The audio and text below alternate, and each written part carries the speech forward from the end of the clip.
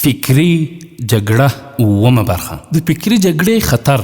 د غرب فکری جګړه د غرب تر عسکري جګړې ډېره خطرناکه ده، ځکه چې غربیانو په خپلو عسکري استعماري جګړو کې یوازې د مسلمانانو زیرمې غلا کولې، کورونه یې ورانول او خلک یې وژل، چې دې هر څه به د مسلمانانو په زړونو کې د دوی پر خلاف کرکه نوره هم زیاتوله او په خپل اسلام به نور هم ټینګېدل او د مقاومت لپاره به تیارېدل.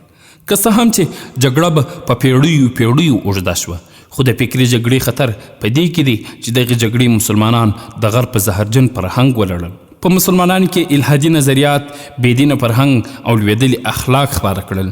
نوی نسل یې له اسلامي مفاهیمو سره داسې نه اشنا کړ چې د اسلامي شریعت عقاید، تاریخ، تمدن او هر څه ورته پردي ښکاري او هر څه کې د غرب په فلسفه او معیارونو باندې باور لري او تقلید یې کوي. فکري جګړه د دغسې نسل وجدان او ضمیر ته داسې ماتې ورکړې ده چې د غرب هر څه ورته حق او صحیح ښکاري او د هغه خپلول ترقي او تمدن ګڼي، خو هر څه چې د غرب خلاف دی هغه ته ارتجاع، حماقت او بیرته پاتېوالی وایي.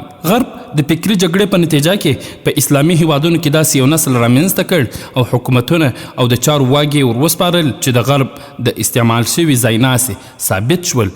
د دغه نسل افکار، نظریات، د ژوند اخلاقي، اجتماعي، سیاسي او اقتصادي فلسفه یې له مستعمرینو څخه هیڅ فرق نه لري او دغه خلک د مسلمانو پر ګنو په ځپلو او تعذیبولو کې تر مستعمرینو هم ډیر سخت زړي دي. په فکري جګړه کې د مسلمانو هیوادونو دې ماتې خوړلي نسل اسلام او مسلمانې نړۍ ته دومره تاوان ورساوه چې د جنګي سترغمیزې وروسته هیڅکله هم په دې پیمانه نه ورسېدلی.